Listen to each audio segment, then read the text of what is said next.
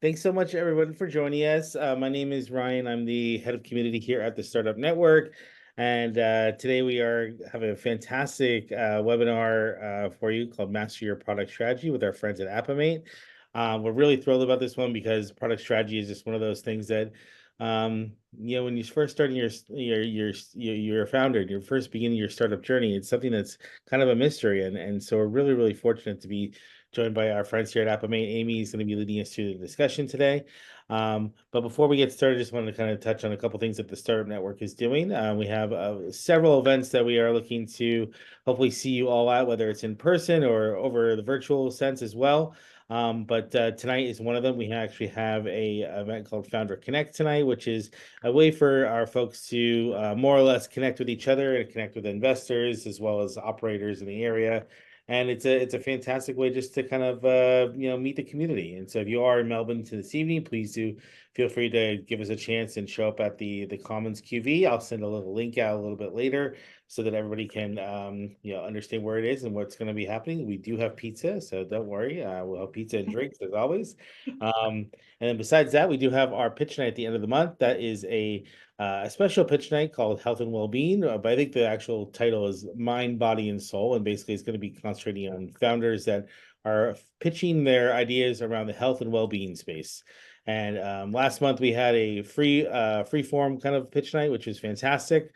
But this one is going to be more catered towards health tech, and so a lot of fantastic health tech is happening in the Melbourne area. So if you are looking to maybe grow your outreach of your startup, or even just to practice your pitch, but also to be able to win a prize pack of $200,000 in prizes, please consider setting up your application to us, and we would love to see you apply to pitch.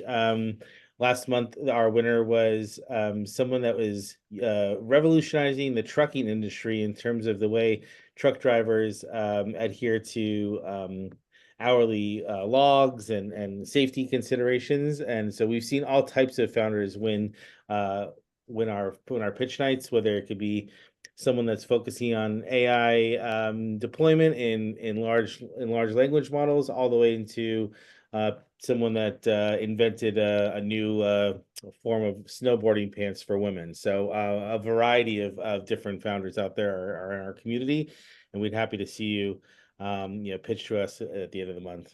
We also have another pitch night in October that will be wrapping up our pitch night series for 2024. That is an impact pitch night. So it's a little bit more of a broader category. If your pitch night is going to be making a broad impact on the society that we all live in, then please feel free to apply for that as well. Both of those will be in Melbourne, and we'll have some other virtual events that are coming up. Maybe we'll have some more with our friends at Appomate. We do so many events with them. We're really lucky to have them as a partner. And that kind of leads me into my next statement, which is if you are looking to grow your business or grow your outreach to your business, the Startup Network is a great option to become a partner with us. Not only do you get to have some real life benefits of getting your name out there and getting your traction in terms of whatever goals that you might have, but it's really just a fantastic way to bring the community together and really support the founders that are growing our ecosystem here in Melbourne and elsewhere. But I'll stop talking now because we want to get into product strategy. So I'm going to hand over to my friend Amy now, and she's going to take us through the product strategy today as well. If you do have any questions along the way, please feel free to put them into the chat. I'll be in the chat to be able to answer any questions, or to if you want to click on some of the links for our events or our membership, that'd be great. There is also some other folks from Appomate here in the call. Please feel free to reach out to them directly if you have any questions. They're a fantastic partner if you do want to develop your app, but so much more in terms of providing to the community. I would just take a look at them, and we'll put their link in the chat as well. But Amy, without further ado, why don't you take us away? Yeah, sure. I Actually, might lead off just to start it off, if that's okay, Amy, Oh yeah, just go in ahead. terms of an intro of course. of who the company is as well before we let the expert run. That's for sure. So just to give everyone who hasn't been in one of these webinars, just to give a little bit of insight who Appomate actually is. My name is Zane. I'm head of product strategy. Been with Appomate now coming up to a year and a half. And where Appomate started their journey, they started over 13 years ago. And through that journey, through around about 2017, realized that the entrepreneur space wasn't being looked after quite effectively. So Appomate really made the choice to really focus on entrepreneurs and make that entry to entrepreneurship really quite easily accessible to everyday people as well. And how we like to set ourselves apart is that we want to be an end-to-end solution, and we are successfully an end-to-end solution, all the way from validation and first phone call to validation, all the way through to launch and post-launch support. What that actually means is we're there to actually help you on that startup journey. Our competitors and other people in the market just expect you to give them to spoon feed them all the details of what you're wanting to try and create without actually adding any sort of flavor to that.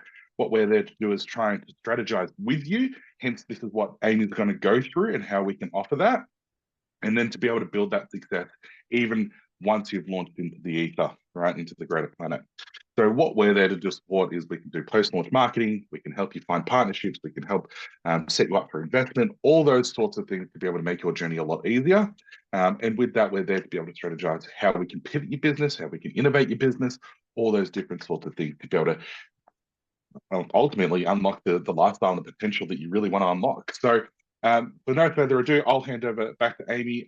At the end of this, we'll also have our details at the end of this slide as well, where you can actually get in contact with us directly. So over to you, Amy. Thank you so much.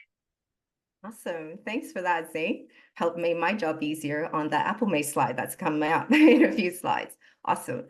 Thanks everyone for joining today. Thank you for sharing your lunch hour with me. I appreciate that.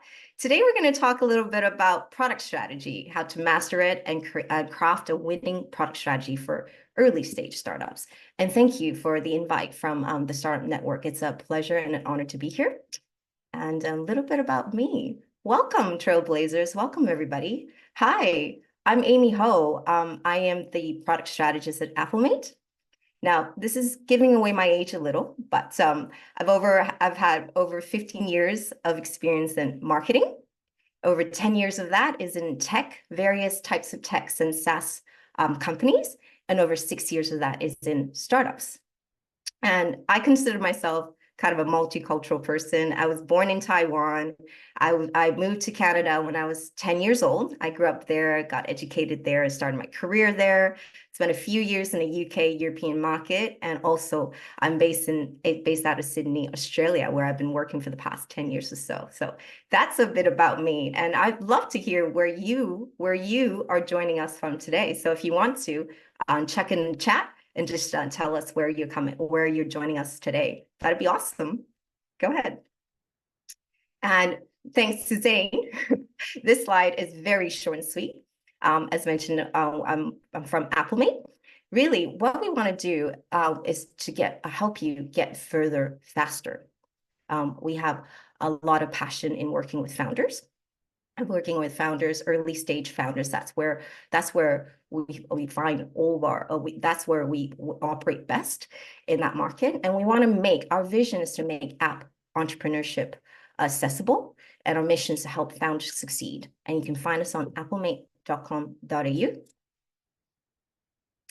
And you're in good company. So as Zane mentioned, we've been in business for over 13 years, and we've done so many different apps. We worked from very small apps, small niche apps, all the way up until L'Oreal, Kohl's, Adidas, and Lindley. So we service a full wide range of apps.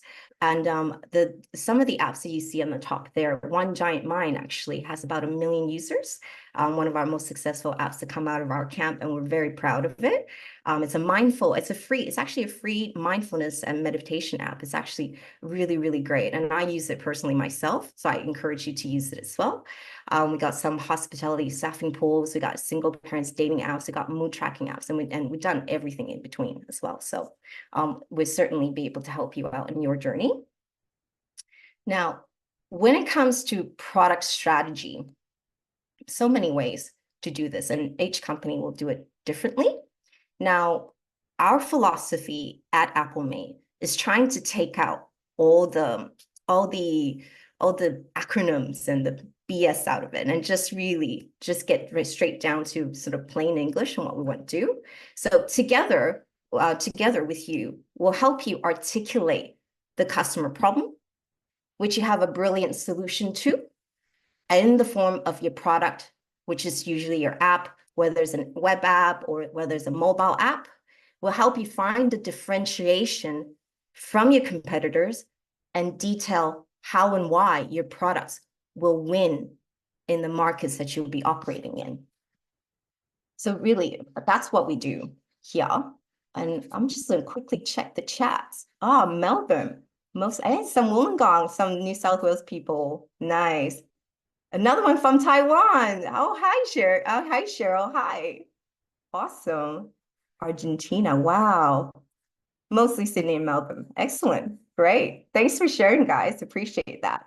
Now I have a poll here, actually. So wherever you are in the, it's just interesting to know where you are in your own product journey. So I'm just going to go into polls here. If you wouldn't mind, just to tell us where you're at the moment, product-wise. So whether you've just got an idea, I'm sure it's a brilliant one. Let me know if this is popping up for you. Oh, great. I see people answering. That means it is popping up. Awesome. You're building your MVP, or you've got a product in the market, you're not at profitable, or you got, and good for you if you're at this stage. You got revenue, you got traction, you got investment, and you want to grow. Good on you. Awesome. So we're about halfway through. I'll just leave that on for a little bit. Take your time. All good. We'll review that in a little bit. Thank you for answering. So a bit about today's flow. So with product strategy wise, we'll go through kind of that journey here. We're going to know your product. We're going to build your product, and then we're going to launch your product. Sorry about the middle one being a bit smaller. It's a good thing I'm not a designer. I'm just a strategist. Anyways, we'll get started. Now, the first thing is know your product. This here in front of you is the strategy choice cascade. You may or may not be familiar with it, but this here is a very simple and very brilliant way to think about strategy in general, but in our context, product strategy. Now, what you see from the top left here, your winning aspiration, and you see these arrows feeding down to the enabling management systems. It gives the previous block gives context to the next block. And those lines at the bottom, those dashed lines feeding up to it, they help reinforce all these things that help construct your strategy. Now, with your winning aspiration, let's start with that one. Your winning aspiration, sort of where you started. This is your mission, your vision, your purpose. What do you want to do with this product that you want to push out to the market? This is your aspirations. Then it gives you that context of where to play. Now, where to play is the right playing field, right? It tells you where you want to compete in. Is it a geography choice? Are you launching in Australia, Canada? It doesn't matter where it is first, where you are. What sort of product categories that you'd be launching in, consumer segments. Those are the things that you think about with your aspiration, with your winning aspiration. It'll give you context on where you're going to play. Then it feeds into how you're going to win. What's the value proposition? What are your competitive advantages that you have over anybody else? Type of thing. And then it feeds down to your must-have capabilities, which ties into your how to win and enabling management system. But the best way to really look at this, the way I look at it, is that you got to think about your strategy. It's all good and well. You got to think about your strategy as well, versus execution. Now, your answers to your winning aspiration, where to play, and how to win effectively forms the basis of your answers of what I call the 5 W's and the how. So all those answers will somewhat give you short form answers, or somewhere where for you to start, for you to answer, what is your product? Who is your product for? Why use your product over competitors? How does your product work? How much should you charge for your product? And when and where is your product available? All those things will help feed into these questions. And as founders, you should be able to answer these questions pretty easily. If you're finding yourself taking 15 minutes or more, or going round and round trying to explain to somebody what your product is. These questions sound really simple. I agree, but sometimes they're very, very hard to answer, particularly when it comes to, well, why? Why use your product over competitors? And how much? And why are you charging that specific price point? It's not really that straight up, but with the work that you do with Appomate, the research that we do for you, we give you those real life data and examples for you to base your answers on so that you can answer with conviction how to do that, how to do these things. So that's sort of like, as I said, you should be able to, as a founder, you should be able to answer all of these questions relatively easily and pretty simple, pretty straightforward type of thing. And if you're having any issues on doing that, come and talk to us. We'll be able to help you sort of formulate very clear, very concise answers to these questions for you as a founder. That'll help you communicate. The other thing is what I talked about, the strategy versus execution. Now, you have your winning aspiration, you know where you're going to play, how you're going to win. Fantastic. Someone explained it to me this once before, and I thought it's brilliant. I'll never forget it. Your unique answers to your must-have capabilities and your enabling management systems are the reality check of your strategy. So you could have all the winning aspirations and you could have access to the market and all that kind of all that beautiful sort of product-centric things figured out. But if you don't have those capabilities, unique capabilities, or the enabling management systems, they're just strategies. Strategies, you basically, these two things, your must-have capabilities, your enabling management systems, help you pull your strategy from the sky down to the ground so that you can actually execute it. So it's all about, it's a very, very interesting sort of balance to get to. And I'm just gonna quickly check the chats, make sure everything. No, all good, excellent. I'll make sure I cover the Yeah, chat for you, okay, Annie. cool. Thanks, Zane. Because I'm talking and I see chats and I'm not really sure. Is there a question for me? I just want to make sure. Okay. We'll present them at the end, but yeah, Yeah, okay. I'll take cover of that. Fantastic. Great. Okay. Yeah. So those are, so this year, let's just go back a couple. That's fine. Yeah. So essentially, you just want to make sure that you consider your entire strategy with what your aspirations are and what your actual capabilities are at the moment. And from there, it'll give you a lot of insight into where you need to play and what are the gaps that you need to figure out, you need to sort of have and figure out in order to execute your winning aspiration type of thing. And it all sort of feeds and it gives context and it all feeds up so that you give that harmonious type of that you can answer a lot of the product strategies from that. And another way that we think about product strategy, besides what is just on paper, is that it's not about your product. It's not about you. It's about your customers. So this is a very typical, a very popular framework. It's called the Jobs to be Done framework, and we use this with all of our clients, with all of our app founders, and we make sure that we flip the question on the head, that we focus on your customers and the pain points that you're trying to solve, not so much on the product itself. I'm sure it's great, but in a sense that what does your customers ultimately want? There's always that very simple, short and sweet example of why people buy drills, right? What they want are actually the holes. They just hire the drill to do the job. They don't want a drill. They want a hole in the wall to hang up their pictures or whatever it is. That's the job that needs to be done. It's not about wanting to buy a drill. Now, this is directly from the internet. I just chose the product which I think has a mass appeal. It's Spotify. Assuming everyone's familiar with it, music streaming services, very popular. I use it myself. And this is here for you to just have, I'm not going to go through every single one of them, but it just gives you an idea of the framework and type of things that you delve into to sort of figure out what's the job to be done and whether your product fulfills the need that the customers are looking for to fulfill whatever jobs that they needed to be done.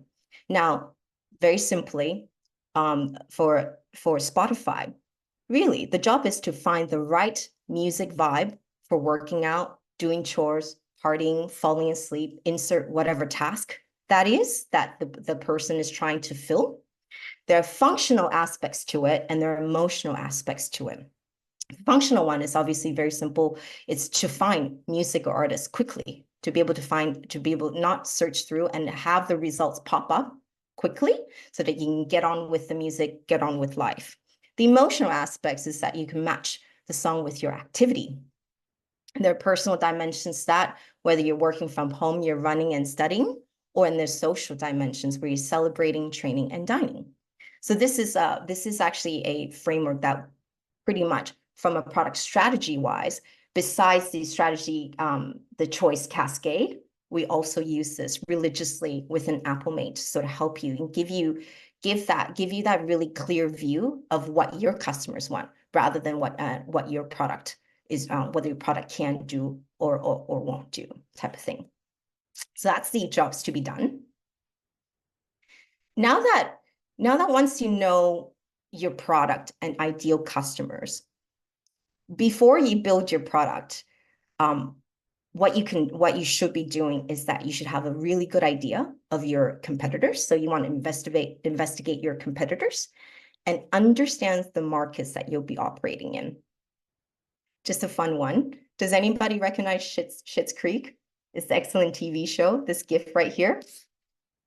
Am I the only, don't tell me I'm the only one that knows this TV show. Yes, no? Let me know in the. I know my wife watched it.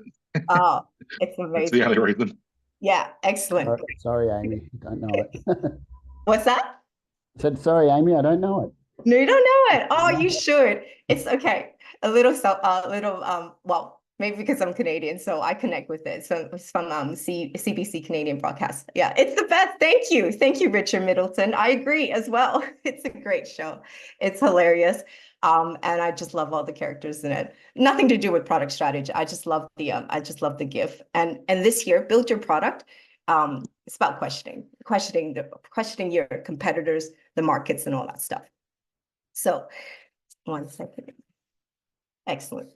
Now, investigating competitors. So what do? You do competitive analysis. So, really, competitive analysis is a topic I can probably talk another 40 minutes on, but we're not going to. Competitive analysis, it's a bit like asking how long is a piece of string, because you can compete on so many things endlessly, endless categories, endless features, benefits, whatever it is. So you can, you can make it as long as short as, there's really no end to it. But really, the point of competitive analysis is knowing what to focus on and not competing to the death and spreadsheet to death every single competitive factor. That is not helpful to anyone. So there's a few tips that I would share with you to sort of how to do competitive analysis in a fast, efficient, but it'll land and it'll hit the core, it'll hit the target.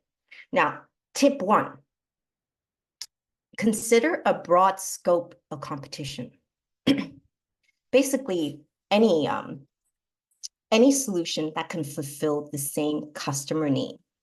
So what that means is just taking Spotify example from the jobs to be done before. So a direct competitor is Apple Music, Amazon Music, or any other music album streaming services. That's pretty easy to understand. That's a direct competitor. Now, when we say consider a broad scope competition, YouTube is actually an indirect competitor, but a very strong competitor. Now, YouTube is generally not just a streaming and auditory type of services. It's usually videos as well. So it's not really exactly made as a music streaming service, but can it fulfill the same customer need of listening to music and streaming? Yeah, absolutely. And it's actually quite a strong competitor to Spotify. So the point I'm trying to say is that don't just especially in sort of early stage startups. So usually you're coming up with these fantastic sort of ways to solve a problem, and you may not have a direct competitor in the market, and that's why you're going into this market to try and to gain some shares and build something from it. You might not have the immediate competitor to compare yourself. That doesn't mean you don't have competitors. There's like how the job has existed since the dawn of time. Somebody's using some type of solution to fill it, to fulfill it. And that's why you want to consider a broad scope of competition. Now, there's some Appomate examples I'd love to share with you. We're currently building a construction project management tool. This is actually in session at the moment. So we're building that at the moment. We're in the jobs to be done framework, and we're building out all the user workflows and all that stuff. So yes, there are other project management tools that's in a web format, excuse me, in a web format, in a mobile format. Yes, there are, and we certainly look at them. But after I did the research, the competition research here, I actually thought the biggest competition to this construction project management tool is actually Excel. It's actually not the other available product management tools that are on the market now, mainly because Excel is where a lot of these construction project managers and companies, they actually still use this super spreadsheet as a way to do project management. So we're actually comparing ourselves more to Excel rather than the current tools. Of course, we don't ignore them, but it's just interesting because you think that you probably should just consider your closest competitors, but it's not actually. We're actually trying to build an app that encompasses the features of your direct competitors, other project management apps, and also to try and beat and take on Excel and the way that they do things, the way that they export things, and all of those things. So that's what I'm saying. You have to consider a broad scope of competition. And another example is we're actually building a sports travel app at the moment as well. There actually isn't another app. Mobile app, web app, doesn't matter what it is, that actually does what this sports travel app is doing. Our biggest competitor is actually sports travel agencies. There's actual agencies out there with people working there that actually organize flying to the British somewhere for the British Open or this or that, wherever, to travel for your friends or families or your group, your mates, to go and join the World Cup, for example. So that job is actually being fulfilled by fairly expensive sports travel agencies at the moment. And we're building an app to try and do that on the app without going to agencies. So that's sort of like tip number one: consider a broad scope of competition and whittle it down. Now, this year, as I was saying before, you can compete on just the endless, but hone in on the competitive factors that are most relevant to you. In front of you here, you'll see two tables. There's one B2C, so business to consumers. The other column is B2B, so business products. Now, this here is a generalization, so please don't at me. There are going to be exceptions where some factors, depending on what exactly your product is, some things will be more important and some things will be less important on where you need to focus your efforts of competitive analysis is at. But on a general basis, if you're a consumer product, on the left-hand side here, you're the things that you want to make sure that you pay attention to and excel in are most likely going to be customer experience. UX UI is really king. The aesthetics, how easy, how smooth, all those things are super important in consumer product, and also customer service. Quick customer service, quick turnarounds, all those things, they're all very, very important. Market positioning, your brand recognition over competitors, and more particularly in a consumer product, the emotional appeal it's actually quite important rather than professionality in that sense. It's just like you want to be able to capture and have your audiences sort of being able to connect with them emotionally with your product, color codes, doesn't matter what it is. So your market positioning in that sense is quite important. And of course, features and benefits, innovation, these are key for differentiation, particularly as your product goes through the years and innovate. And then from a consumer product, on a general basis, pricing is a little bit more elastic. So if you raise your prices, on a general basis, your customers might be looking at. You might be looking at a different product to fulfill the same need. So depending on if you have a freemium option, if you have competitive pricing, discounts, that sort of things, they all come into play. Not to say I'm not at all suggesting you to be the cheapest on the market, and that's your strategy at all. But these things do come into a little bit more of a consideration for consumer products, something for you to be more aware of what your competitors are doing. And of course, which leads into the next point, just because on a general basis, pricing is a little bit more elastic. If your competitor has a really good referral program, as in, they refer someone, they get X amount for free or months for free or whatnot, that's a pretty strong draw for them to stay with that competitor rather than switching over to yours. So knowing how good their referral program, knowing how good your churn rates, all of those things will help you sort of figure out what's most relevant and what's most important, the things that you should focus on. Now, quickly on the B2B space, business products. It's a little so features and benefits, innovation. So really, when you're a business buying a software, buying a business product, these are generally longer term relationships, not really so to chop and change. Like, for example, if you didn't like this shampoo, big deal, buy another one later. When you buy softwares and whatnot, generally you sign up for a year or two or something like that. So you want to make sure the product, the features and benefits actually suit you. So generally business products help you increase the efficiency, decrease the cost, whatever that is, and the quality and the reliability. So you want it to have minimal to zero downtime. That's what businesses care about. So these are the competitive factors that you should most likely focus on. Now, a really big part of B2B is the sales and distribution channel. So your business development managers, your account managers, how you run that, how your competitors run that, versus how you run that, the incentives, your partnerships, and your integrations is actually really key for you to figure out where you're supposed to be and where your competitors are. And that'll have a huge impact on your go-to-markets, on your competitive advantage. And one thing to know about marketing positioning is also definitely important for B2Bs as well. Now, in that sort of regard, generally speaking, we're focused on industry-leading positioning rather than emotional appeal. So that's completely different to consumer side. You actually sort of more focusing on emotional. On the business side, you just sort of care more about like thought leadership. You're the number one in the market. You have the most market share. That sort of things are more important.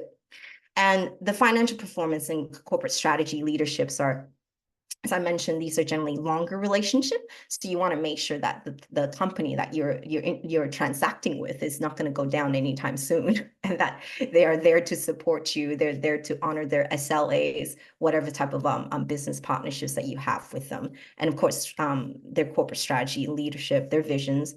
If they decide to pull out of a market and you're going into that market, that's probably not going to be a good partnership to have and a good business relationship to be in. So on a general basis, whether you're B2C, B2C or B2B, these are the general things that if you're looking at these factors, you're probably on the right track. And if you have any questions about what's more important, what's not, it's not a 1, 2, 3, 4, 5. You look at the table, there's no one that's more important than other. These are sort of the general things that you should look out for. And yes, there's going to be B2B to C products and whatnot. That's a little bit more complicated. I've left it off of this session. If you have a product that's in that space, come and talk to us. We'll figure out what your competitive your competitive analysis should look like. Cool. So tip 3, your opportunity is a really good indication of your niche. So don't ever underestimate the power of a simple SWOT analysis. It's a really quick way, and it's as old as time, but very, very effective and very telling very quickly of the things and the opportunities that are available to you. Now, focus on what you can control.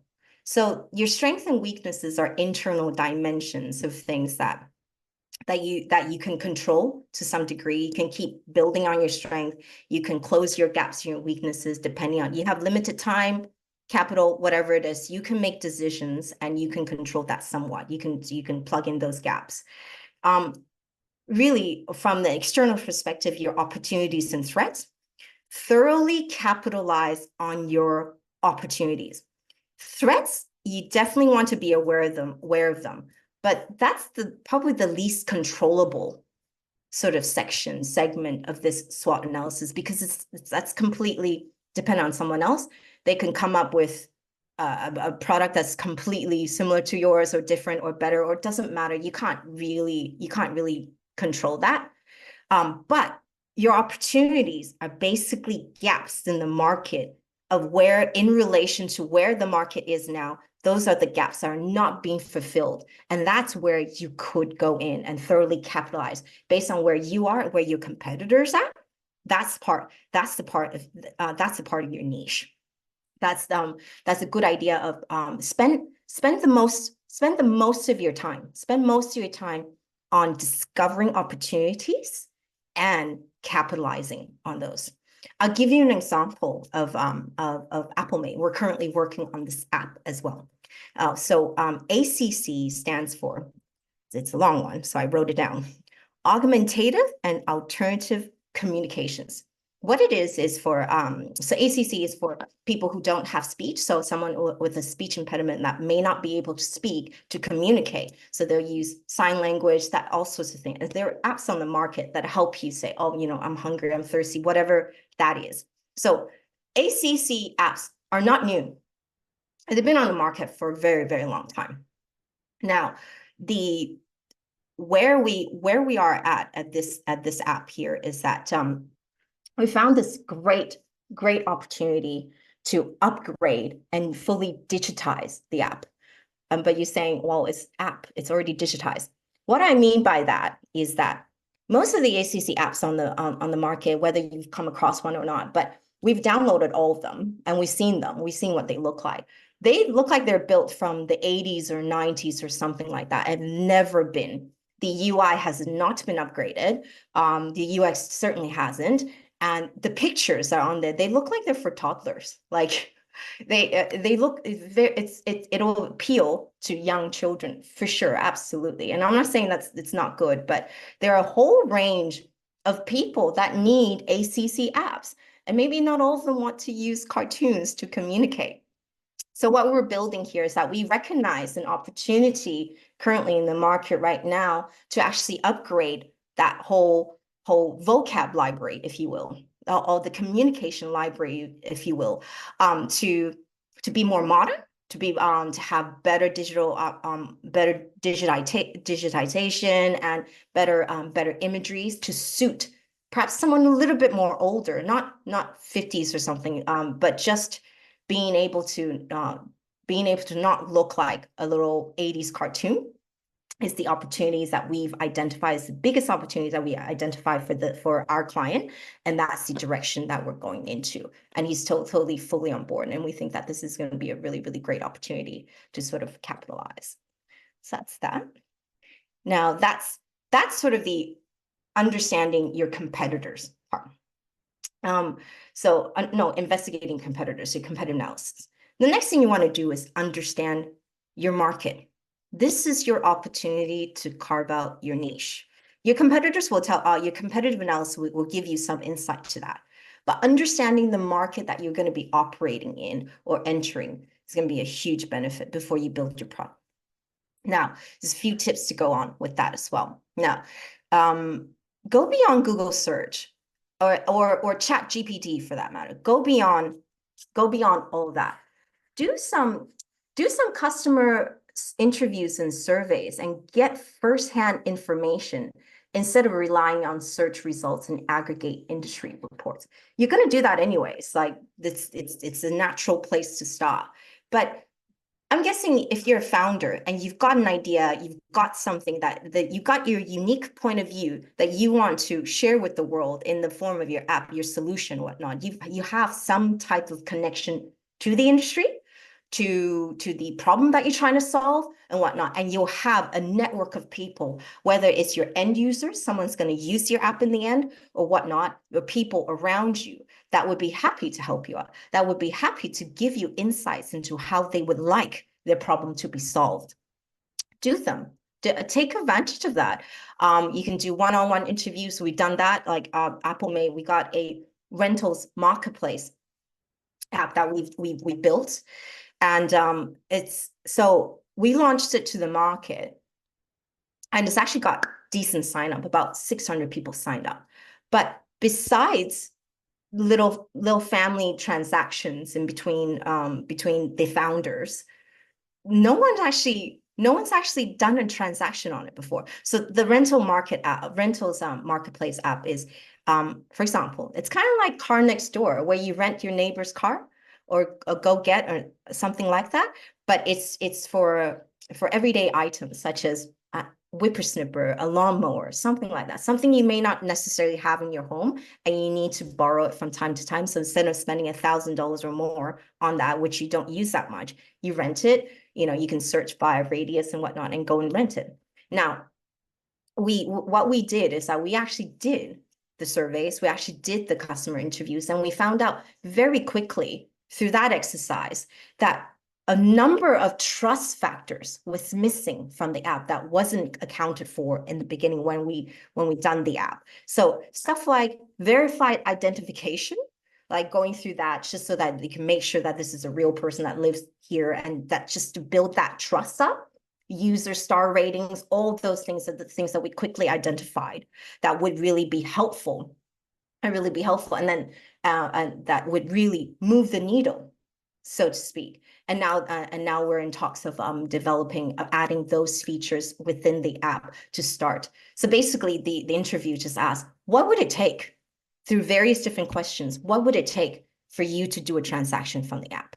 And that's a survey that I've designed, and we collected all the surveys, and we were able to present to our customer, to our founders. Like, these are the things, and these are the things that you should prioritize, and these are the things that you should probably think about when you reach a certain part. It'll give you so much insight into your app. So yeah, go beyond Google search or Chat GPT. You'll find really rich information that's directly relevant and now to your app, to your idea, whatever it is.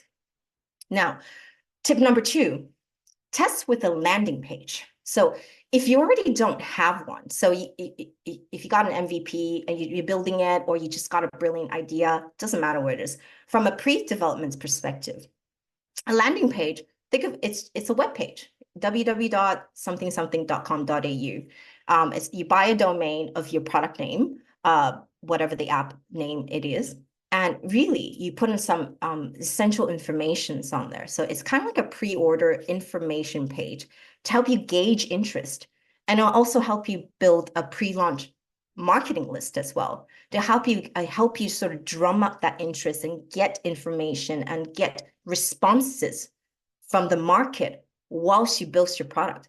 Maybe it'll help you sort of get just market information along with the customer survey side that you could do as well. Now, if you have an MVP or product in the market already, that's fine. You already have your web page. Having a product roadmap on there, and asking your users, asking your audience of the features and things that you're thinking about building, and getting their buy-ins is also a great way to stay close to the customer changes, needs, and market demands.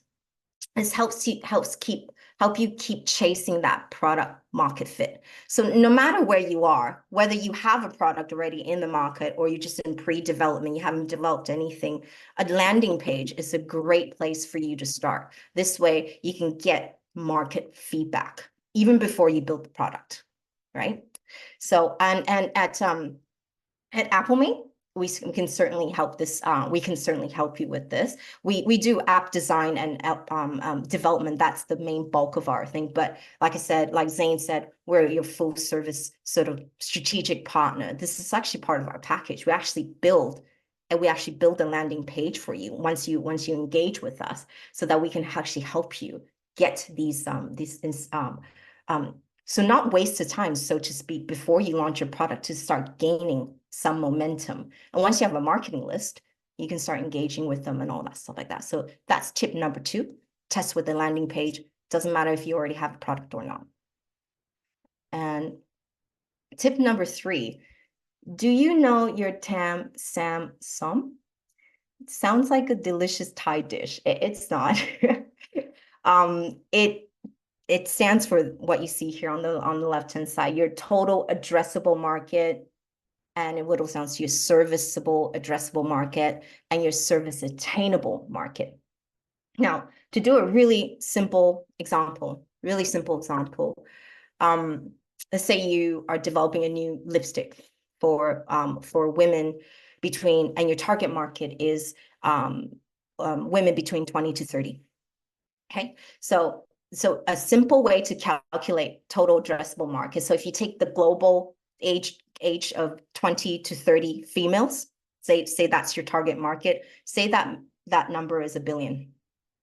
Don't quote me, I'm just a simple example. Say that total addressable market, if everybody in the world that falls between a female and 20 to 30 is available to buy your product, say then you got 1 billion of them.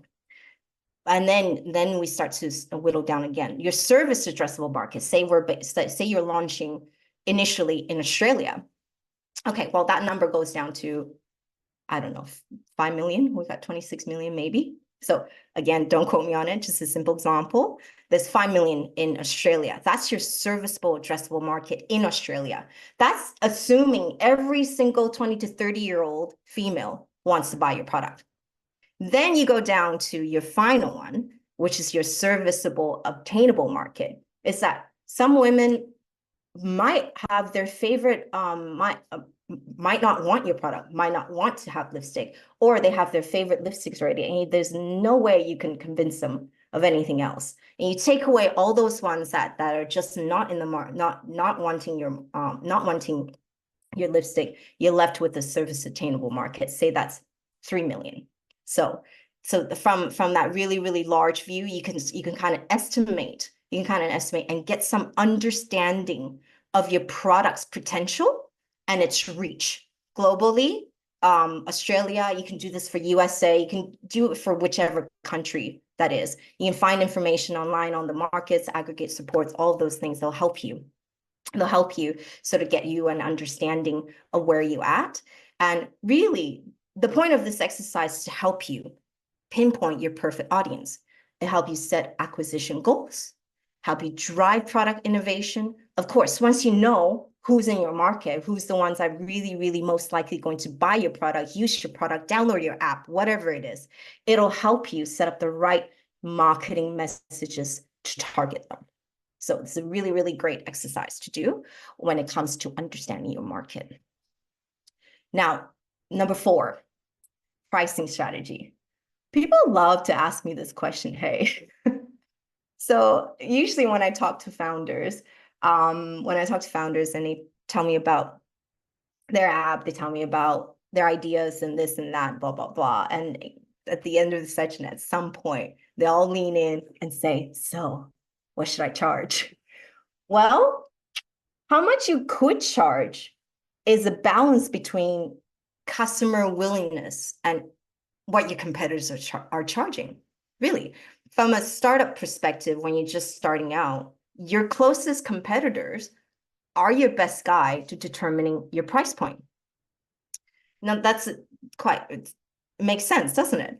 Of course, there's things that you need to think about. So your entire product strategy and your pricing strategy should all be aligned, right? So if you have a super luxury product, luxury app, and you're targeting these high net worth individuals and whatnot, your pricing should probably reflect that, and vice versa type of thing. So that's why it's so important to do product strategy instead of just going straight into build. Like all this research and real world data will help give you that information and that confidence to make really key decisions like this. And we give you these actionable Appomate. We go through this process with you to give you the information that you need, to be able to make decisions, very important decisions such as pricing. Now, to give you an example of how we do pricing here at Appomate, we're currently building a traffic control planning app. So one day, the founder comes to us and says, Amy, I want to charge $30 per user. That's a subscription. And we're like, oh, interesting. Why? Like, where did you get that number from? So he says to me, it's like, oh, I don't want to gouge people. I don't want, I think $30 is affordable and blah, blah, blah. So he says that. And I'm like, okay, interesting, noted. I'm like, okay, let's sit on that. Let me do some research. So I did. And we found a lot of the other traffic control planning apps that are currently on the market are charging double of that, a bit more than double of $30, like $75 per user or something like that. So what we actually did is actually present this information back to the founder and say, look, you need to increase it, and this is where we think would be the best sweet spot for you, because there's that weird first of all, you're leaving money on the table. There's no need to do that if you don't have to. Nobody wants to do that. Number two, when a product's too cheap, your consumers it's that weird psychological thing. If it's too cheap, is no good. So I don't want that messaging to be out in the market, and that pricing, that it's completely wrong, because you can certainly charge more for what you're building here. So when we presented this information back to the founder, he sees that we actually have real life data from his competitors, and we talked to him about, okay, look, it's a balance between consumer willingness. People are certainly willing to pay up to this much for a competitive product. There's no reason why you are slashing more than half of that. And this is sort of close enough to your, just a touch under your closest competitor. And that was our recommendation to him. And he's taken that on board, type of thing. So it's not always about being the cheapest. Absolutely not. It's just about what your competitors are charging, various other things, but making sure your pricing and your product strategy is all aligned, and also consumer willingness to pay as well. I'd love to just add to that as well, Amy, with that particular client, by using this strategy and using this documentation we can help build. He's just gone through his first round of funding, has been able to unlock $150,000 worth of funding. This particular founder did tap himself out in terms of what he could actually put forward to this. And with this effort and this strategy, he's been able to unlock 150, with the potential of now unlocking further to that from the second round post-launch at a possible an extra $160,000. So there's going to be a potential of, $300,000 worth of funding that is very close to unlocking that second half of once we get to post-launch support. So it gives some validation to the work, but what that also does is for those non-technical founders, they love to see the data, they love to see the numbers. We put this in a nice, clear, concise format that then everybody can read and go, I can absolutely see what you're trying to do. That's the real benefit of going through this strategy. Absolutely. Perfectly said. Thanks, Dane. Absolutely. So we're going to sort of slowly move through the final stage of the product strategy and what you should think about as an early stage founder. So by now, you have a profound grasp of the problem, product, and solution through all your strategy choice jobs to be done, your competitive analysis, all of those things, and your insight to your customers and markets are razor sharp. Excellent. Now it's time to amplify your differentiation strategy and to make things special as per the GIF. Okay. Now, how do you communicate that specialness? How do you communicate the uniqueness, and how do you do that? How do you differentiate? Well, typically through unique value and selling proposition. Now, you may be thinking, wait, aren't they the same? No, not exactly. Okay, so you see two columns here again. Unique selling points, USP, generally it describes what makes you stand out. So what makes your company, your app stand out, your operation stand out from competitors? It's stuff like offering free shipping, easy returns, free returns, next day delivery, no contracts, cancel anytime, buy now, pay later, buy now and save. All those things is what makes you stand out. How easy it is to transact with your company. So that's your unique selling point. Now, on the right-hand side, your unique value proposition. This is where your product is the star. Like, this is what explains why customers should care and what they get out of the product, not out of your company and how easy it is to deal with you. This is stuff where you compete with your competitors on the best value, whether you're cheapest, most expensive, doesn't matter what it is, best value for product services, the best quality, the fastest, the most efficient. Insert, adjectives like whatever it is that you want to compete on the product itself, whether it's the most luxurious or you're simply a staple product. You can't live without it. That's your unique value proposition. So they're unique in that way, but they kind of sound the same, but not really. So that's sort of the difference. And I thought that was actually quite important to point out. Now, with any product, especially early stage startups and whatnot, in my opinion, I think it's totally okay that if you're still working on that unique value prop, it's kind of hard to hearing some feedback in the back. Anyways, it's kind of difficult to be the best, fastest, cheapest, or whatever it is when you're starting. In my opinion, it's actually totally okay to not have a unique value prop. We would certainly, if you work with us, we would certainly help you through our discussions, through us going through that process with you. We certainly want to amp you up and arm you with the most amount of selling points, USP, UVPs and whatnot. It's totally okay if you don't have a UVP just yet. Lots of companies out there still have decent market shares and whatnot, and they don't really have a truly unique value prop, and that's totally fine. What we can work on with you is that we understand your business. We're there with you from the start as we develop and we go through the development process and help you with your app store optimization, your post-launch, your go-to-markets, and all those things. We will help you. We'll help you push your unique selling points, unique value props. We will actually get there with you. And if you don't have UVP, that's fine. We will find something within your company that can be a unique selling point for you, and we'll make sure that that's top front and center of your marketing materials, your product strategy, all of those things. So that's the difference, a slight sort of difference between USP and UVP. And how can we talk about differentiation and launching your product without talking about a go-to-market strategy? Again, another topic which I can speak another 45 minutes about, but we're not going to. What I will say about your go-to-market strategy is that choosing your channel is paramount. If you know which channel that you're going to go into, your go-to-market plan kind of writes itself. Hear me out.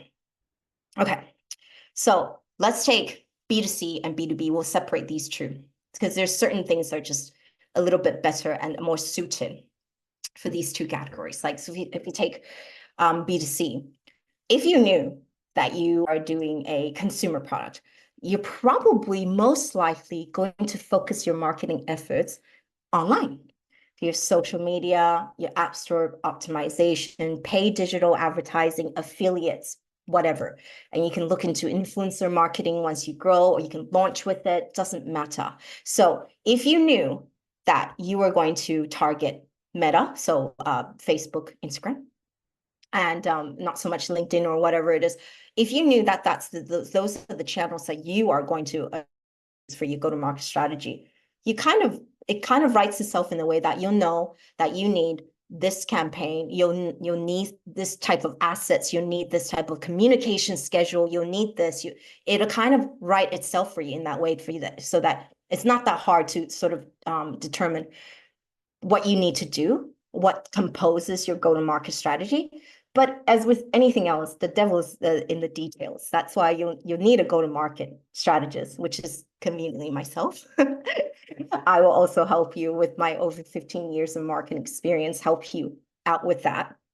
So that's what I mean. It's just what I will say about go-to-market strategy. Choosing your channel is paramount, because it'll tell you what you need to do. Then you just hire the right person in mind with the right experiences, similar mindsets and whatnot, and to compile that campaign for you. Now, on a B2B side, just a little bit quickly about that. B2B generally is more direct. So your sales teams, your account managers, all those things, account-based marketing becomes quite important in B2B when you want to, when you have specific accounts you want to crack. There's marketing strategies for you to get to know all your buying decision, all your buyers, influencers within the account, and influence them as a team as a whole. Because sometimes you can't just talk to the CEO, you can't just talk to the procurement team. You need to engage the entire company decision makers in order to move the needle your way, partnerships and alliances. And in terms of the other flip side of influencer marketing, thought leadership is generally quite important in B2B. So that's why that's on there. It kind of reflects. Now, I'm not saying if you have a consumer product, you only do online, or if you have B2B, only do direct. Absolutely not. It's just there's certain channels that are probably most appropriate and relevant for them. What you see at the bottom, email marketing, content marketing, SEO, webinars, events, PR, referral programs, all of those things are all available to consumers and to consumer products and business products. Those irrespective, that doesn't matter if it's a direct or online type of thing. These are the things that you should think about and use liberally and at the right stages when you get there, type of thing. So that's go-to-market strategy. Now, just as we're approaching the end here, I'll stop talking soon. Just as a wrap up here, so how we do product strategy here at Appomate, it's summed up in this table right here. Depending on what strategy questions you have, if you didn't know how to define your problem, product, solution, market differentiation, whatever that is, whatever stage you're at, know, build, launch, doesn't matter. We have the right research and exercises that we do here at Appomate with you, not in isolation. It's a partnership in that sense. And we present, you'll do some work, I'll do some work, but we do the legwork, right? We do all the research for you and we present it to you. And we're very open to having this as an actual partnership. And we'll figure out, together we'll answer hard questions together about your product and strategy and where you're going. So yeah, that's what it is. Stop talking. Thank you, guys. And I think we're a little bit over time, but that's all right. But yeah, thank you so much for sharing your lunchtime with me. And any questions? Yeah, folks, if anybody has any questions, please feel free to put them into the chat. I think we had maybe one from Rachel. We had about 50 customer chats, but we got diverse suggestions and feature needs. That is confusing for us to define the value prop. What is the best next step? Sorry, I completely missed that. It's the last one. So the last question in the chat there, Amy, from Rachel Z. Rachel Z, where's the best place to look for those data for TAMSAM and Google? No, so just under that. So if you go, we had 50 customer chats, but we got a device suggestion and feature needs. and it's confusing for us to define the value proposition and features. What's the best next step? Thank you. Oh, yes. Okay. Great question. So assuming you are already in business right now, Rachel, I don't know if you want to talk, please do. Yeah, Assuming we got a MVP just launched a landing page to collect the email list. We are in the process of getting feedback, refining that MVP. We have not launched, but based on it, there is no a clear pattern out of all the chats. Everybody wants something else. And I can see such a diverse request, kind of amount of requests, and if I go with one direction, that's one value proposition. Go to the opposite one, that's something totally different. So I was like, did I do the right thing? Should I just ignore what I've already heard? Just go ahead. No, Thank you. yeah, not a problem. Ignoring is probably not the right strategy. So what I would suggest, if you have some very diverse suggestions and whatnot, I don't know what your product is, but it shouldn't matter. Yes, it does when it comes to, but what's your original intention? And what's the original intention of your company and what you wanted to achieve? I would suggest sort of doing a double, sort of like coming back to where that is. That's one way to try and figure out and organize things. The other thing is these people who you interviewed, this is quite a practical question here. If you have so many different streams of things to focus on, which one is going to be your monetization? Which one's going to give you your monetization, if that makes sense? Which one's going to quickly, which feature is going to quickly get you to the sticking point to get people to continue to come back and use your product? It might be very different, but which one's the one that's easiest for them to come back and keep? So say it's a scheduling function, or I'm just giving you examples. Do you know what I mean? That's something that you can make it a habit. You can like get the people. fast way to revenue. Correct. Yeah. So that's okay. So I would say compare that. I'm not saying you should always stick with your original vision, but what was your original vision? That's one way to evaluate. And I'm not saying you can change that, but just sort of kind of come back to that. And the other one is, which of these features is going to have the biggest return impact? That makes sense? Because I don't know what your product is, but that's how I would look at that situation. Because you can't be everything to everybody. That's why I talk so much about niche. What's your niche market? And I just want to add to that as well, and correct me if I'm wrong as well, Amy. It can come down to the line of questioning as well. There's got to be, when you're asking the questions, when you send out these questionnaires, you're going to have a mixture of closed questions and open questions. So the closed questions could be around your actual product and what features you're actually looking to release. And then the open questions can be around what problems do they face in their business that you would love to see as part of your offering. So that way you can kind of get that right question or diversity really streamlined in those closed questions, and the open questions can actually add to your backlog of features you want to release in the future as well. Yeah, I believe that our get muddier here is because I always ask a very open question. What is the biggest pain point in this? Therefore, I got all sorts of answer. I did not in my interview. Normally, I do not bring my products in the focus. Thank you, Jane. No worries. Barath has also just asked the question: are the customers from different niches and backgrounds? Can you segment them, categorize them to group the feedback as well? Yeah, absolutely. Excellent suggestion. So when you do your customer surveys, you'll find you're different. You can sort of categorize, okay, this is category A of users, and these are the things that they want from your product. Category B, and whatever makes sense for you. Don't do too many. Don't do 10. Maybe 2 to 3 is more than enough. Maybe even just 2. So you're not trying to build an app and build a product to 100% right away. you start from small, the things that you, from your own feasibility, from your own unique capabilities will be able to do. And to and whatever your customers, like those, like I was saying, like what's going to get them to come back and be sticky with you, build on that. Okay, land that, then you build on it, and then you keep chasing that product market fit as the market changes, your customer changes, and all that kind of stuff. So like I said, these are like, if you have very specific questions or you need a little bit more help in terms of how to ask those open, how to strategically ask those open or close-ended questions to get to the answers you're looking for, this is the stuff that we do. Yeah, we do this day in and day out, Rachel. So talk to us. Any other questions?